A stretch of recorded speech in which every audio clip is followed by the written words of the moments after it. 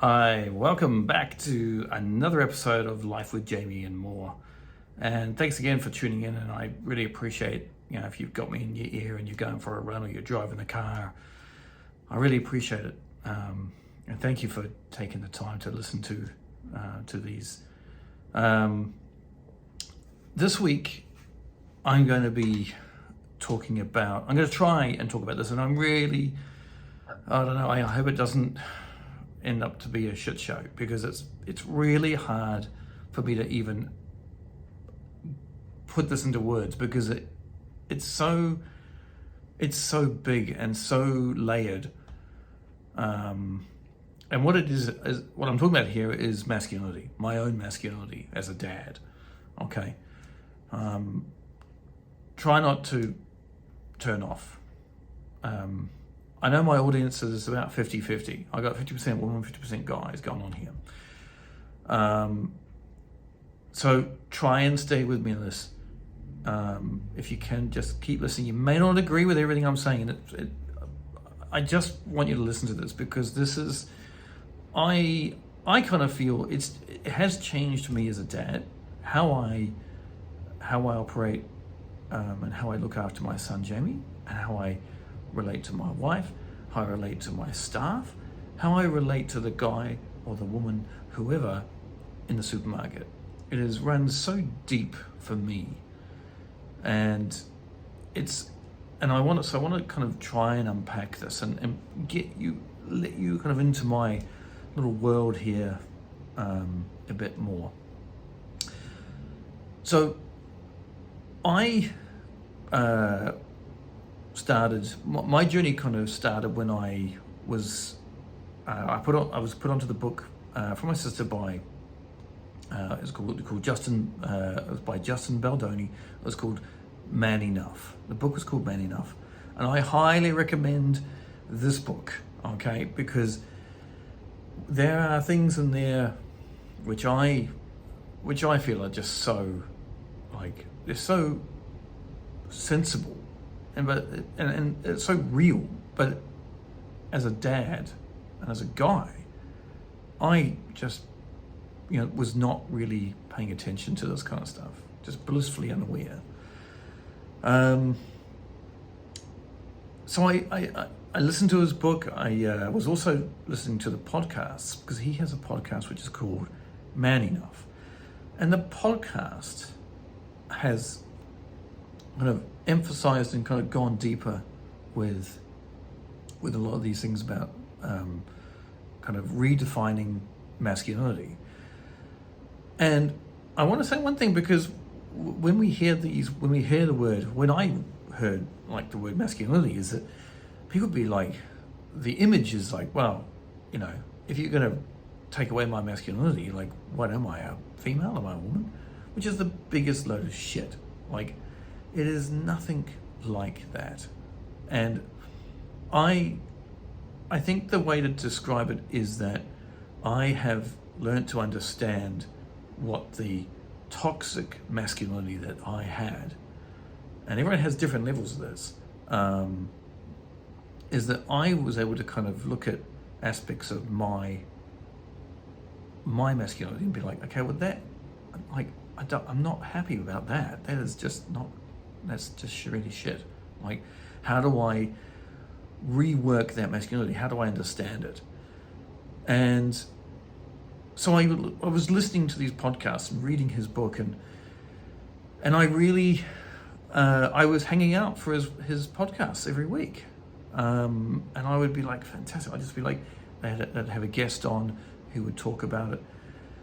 And one of the core things that I think I want to kind of talk about here is, one of the core things that as a dad is that we, and as boys, as men, as we grow up, we are generally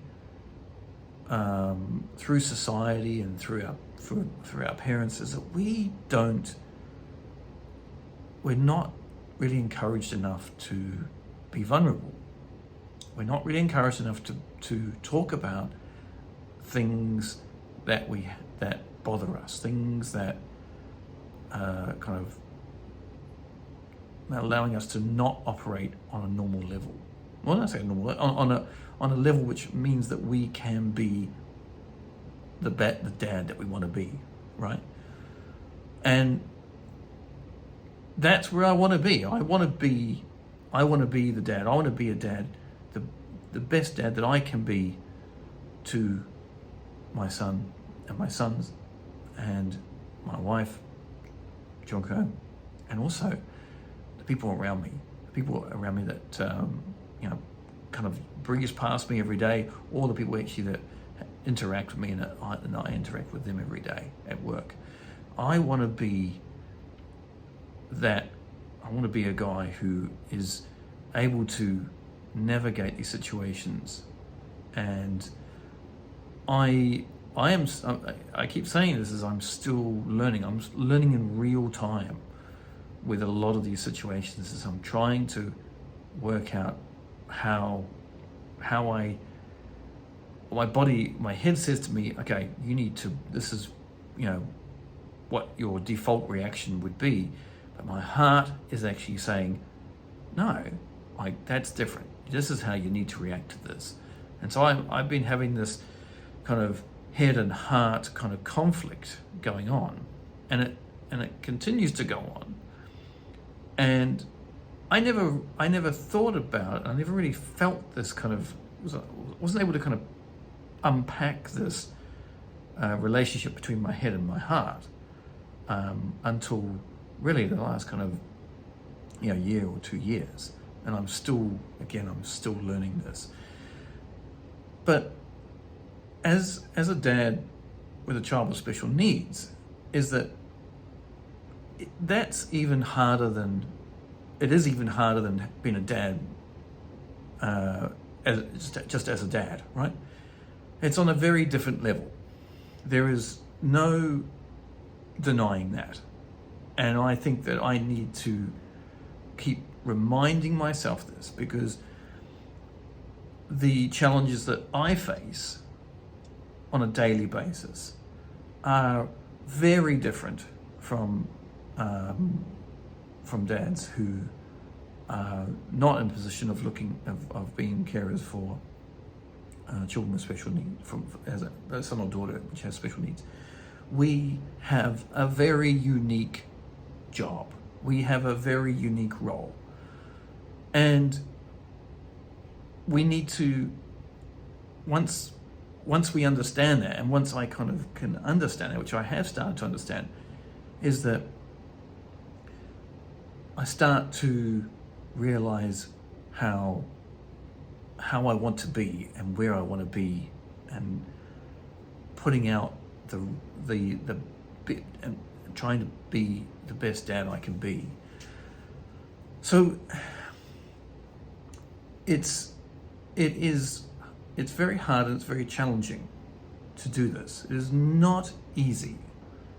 But I feel that for me, understanding my own masculinity, how I want to be as a human, I have to be as human to myself first, for me to be the best carer for my son. And so it really all comes back to me, and I have to remind myself this is kind of where I just gonna be like I need to look after myself, because it's a tough job. We looking after my son with special needs, it's a tough job. It demands a shitload of skills, which I'm still learning, and it is stressful. It gives me anxiety, and so, but if I can understand how I am as a man, as a human, I'm able to tackle these situations, I feel, a lot better. And I kind of, what I've realized, something which is over the past kind of I've really started to put these things into play with my kids, with how I am with Joshua, my youngest, and Jamie, of course. And I've really started to see the impact of being more human to myself and showing that I have got these emotions, showing my son that dad can cry, dad can, shed emotion about something, but dad can also listen. Dad can also, sometimes dad can shut up and actually just listen, even though he doesn't agree with what's going on. He can actually shut up and he can just listen. And sometimes that's what I didn't do enough, was I would try and be like, okay, no, hang on, no. I've learned that, for me to operate and to me to really be the best dad I want to be, is that I just need to shut the hell up and I just need to listen. Because when I listen and when I hear, I can hear so much more. I can really begin to empathize as to how something is. And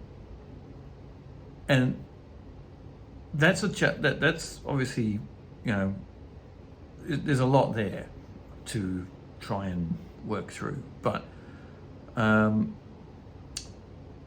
want to come back to kind of vulnerability, because vulnerability is a big part of, I feel, of how we kind of redefine how we are as men, the masculine kind of traits that we kind of have traveled through this world with.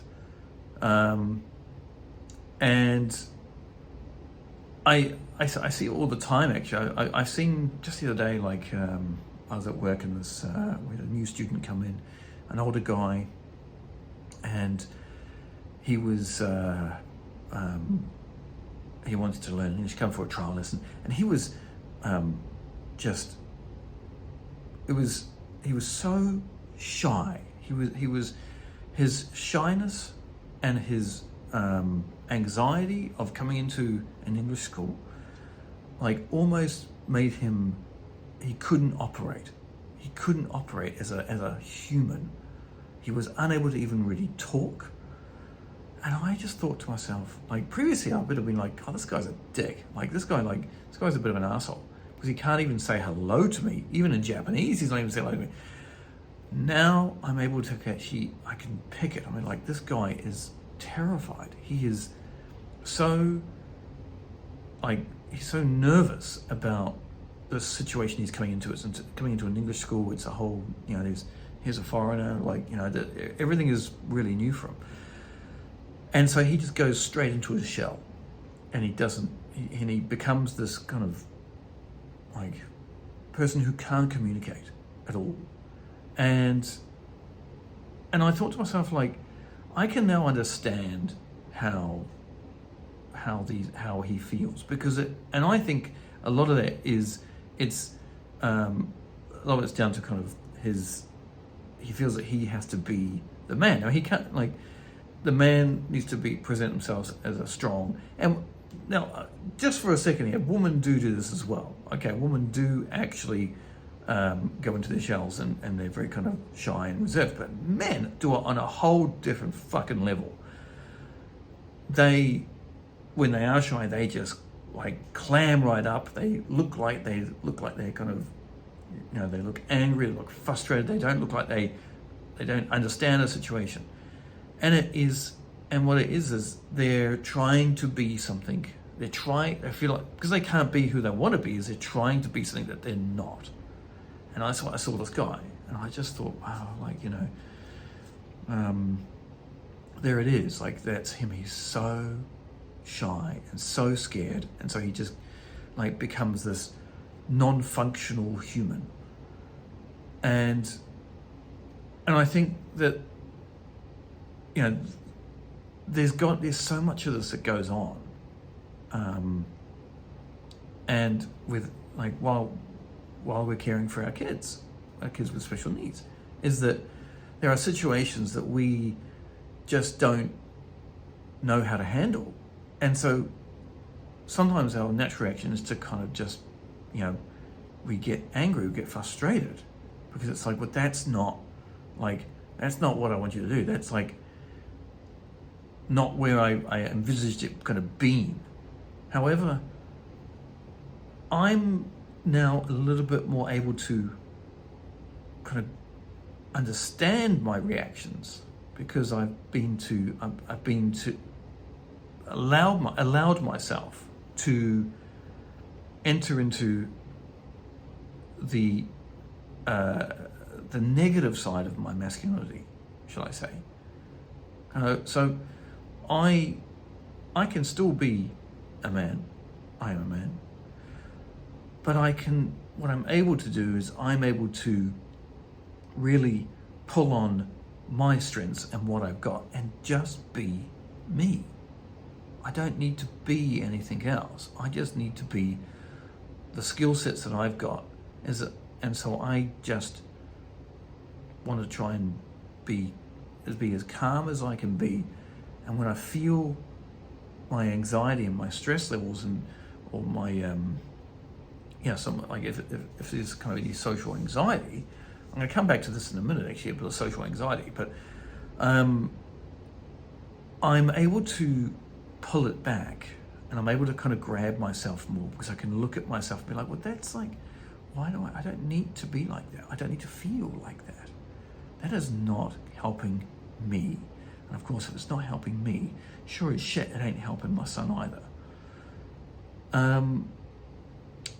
So let's talk about that kind of social anxiety bit, because I didn't, up until very recently, is that I didn't know really what the social anxiety was. I didn't know that it kind of, I felt I'd be out in the public and with Jamie, and he would be making noises or start to go off his rocker or lose his shit, like whatever. And I would get, I would feel myself being like, getting anxious, getting, feeling shy and feeling worried that people were looking at me, because I'm a foreigner and I'm in Japan, and so I get looked at probably more than, I don't know, maybe it's just, I don't know, well, maybe I don't, but I feel I get looked at more than just the average Japanese guy.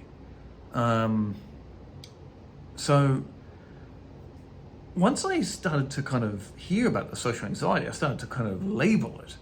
I was then able to actually plug that into my kind of redefining myself and my masculinity as to kind of how I wanted to be. And since I've done that, I've actually become much more confident and about who I am as a dad, and I don't worry. I don't worry as much, and I don't feel myself stressing, getting as anxious as much as what I did, because it's like, well, he's just making his noises. I can't control that, and that's just going to have how it's going to be, and I just kind of let it go, and it's like, it's how it is. It is what it is. I'm just going to let it go. Now, I can't do that it's not going to be like that all the time, but I'm learning. I'm still learning how to make this work. And I want to kind of share with you a situation which is about kind of like, which is quite, it's interesting. It happened, we were on holiday, was it this week?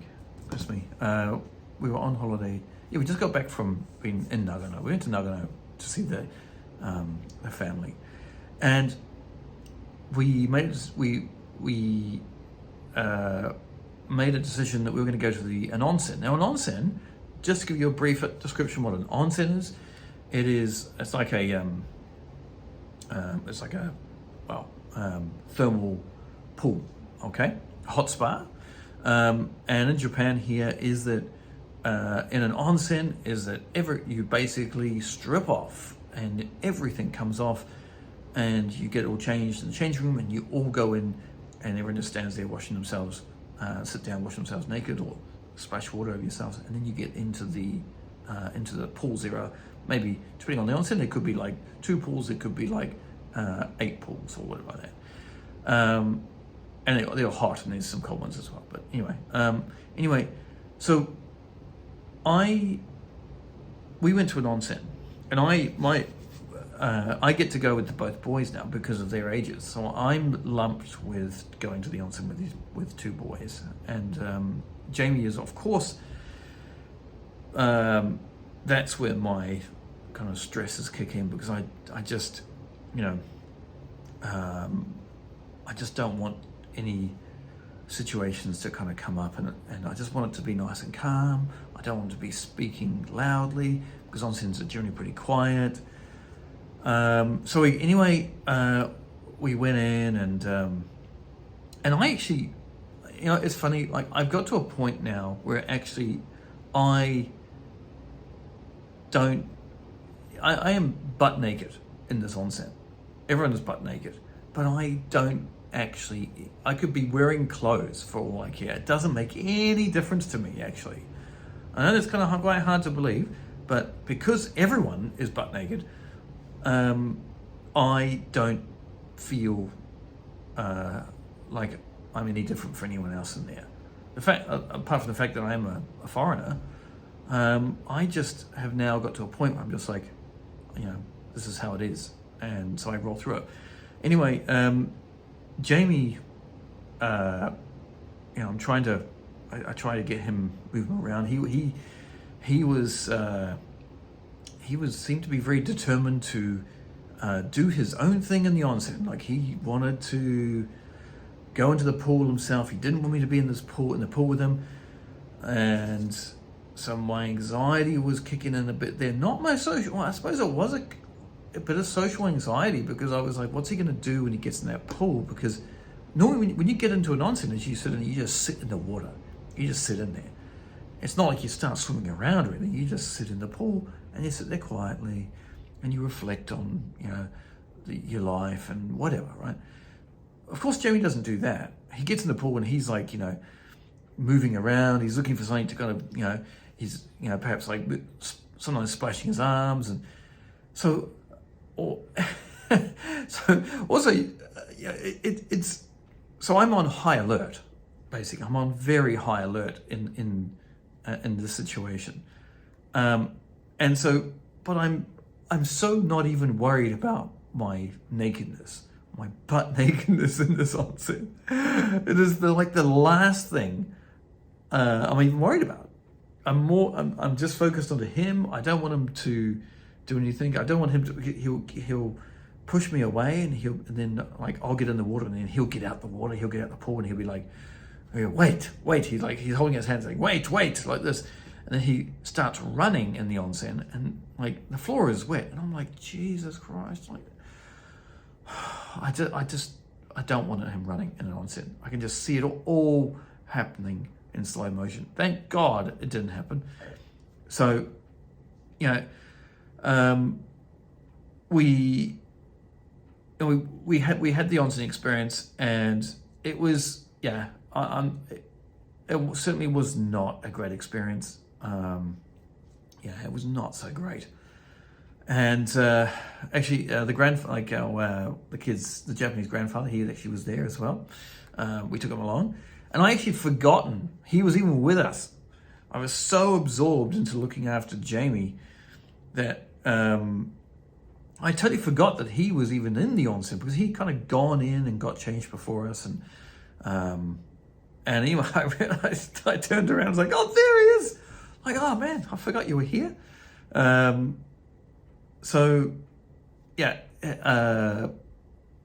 I just,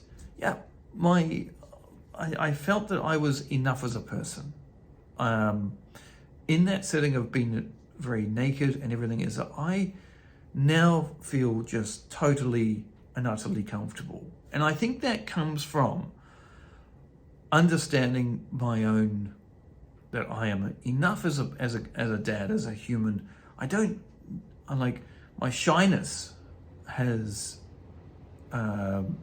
depleted in that sense.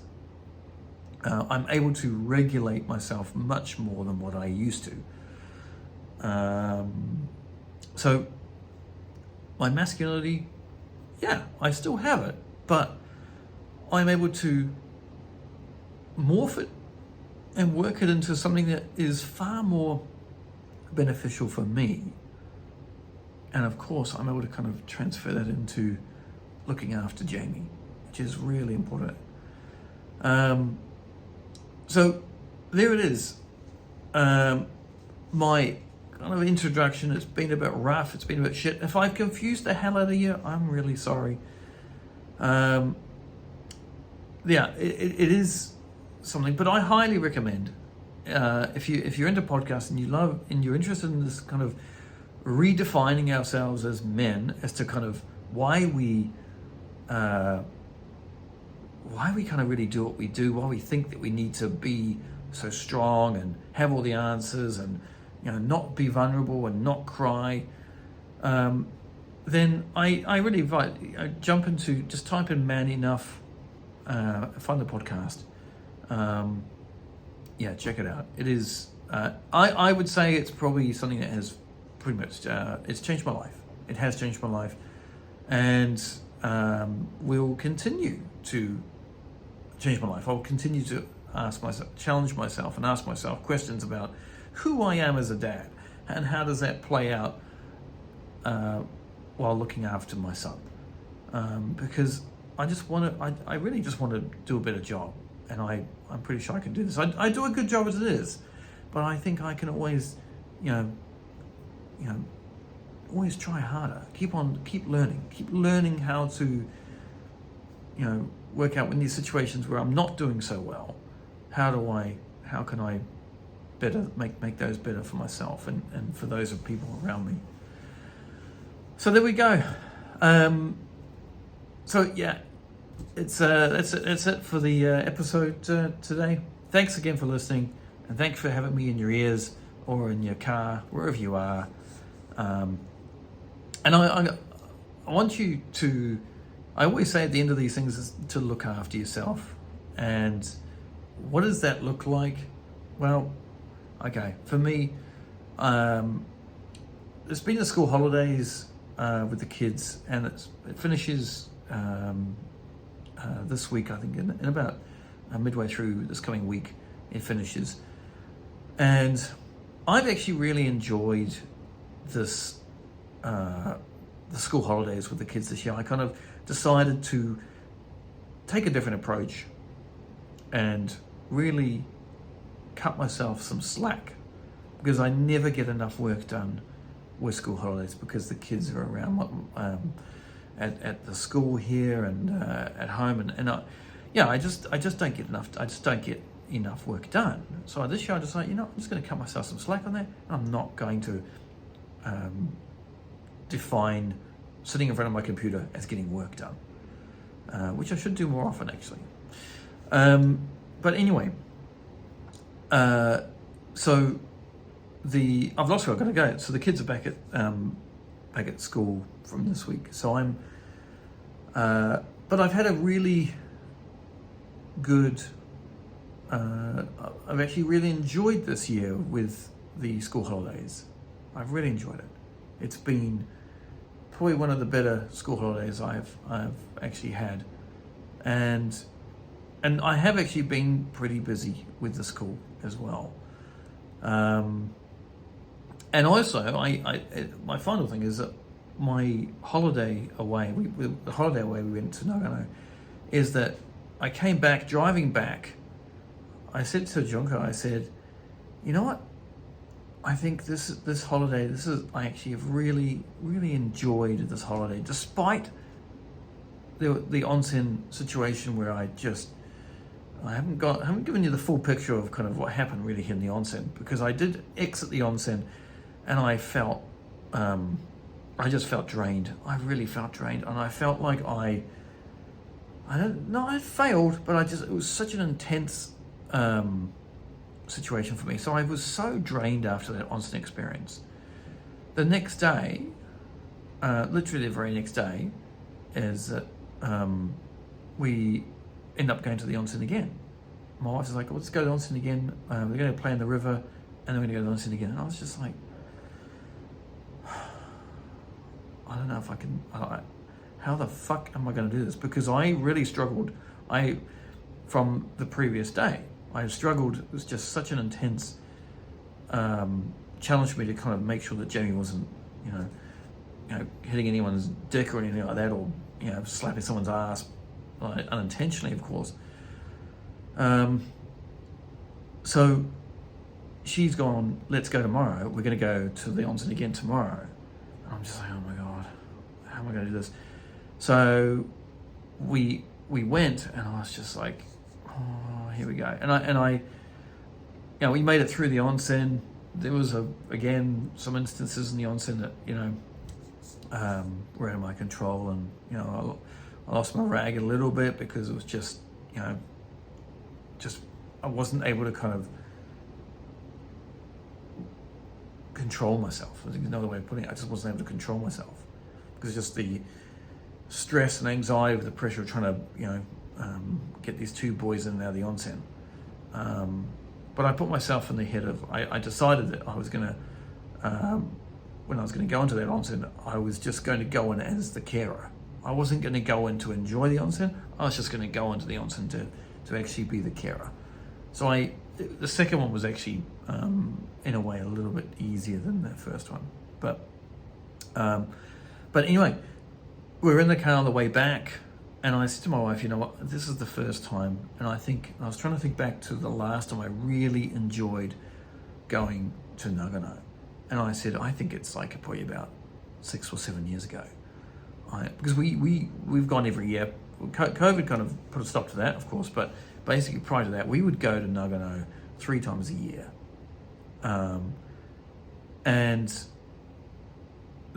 I drive in the car back this time, as I was like, I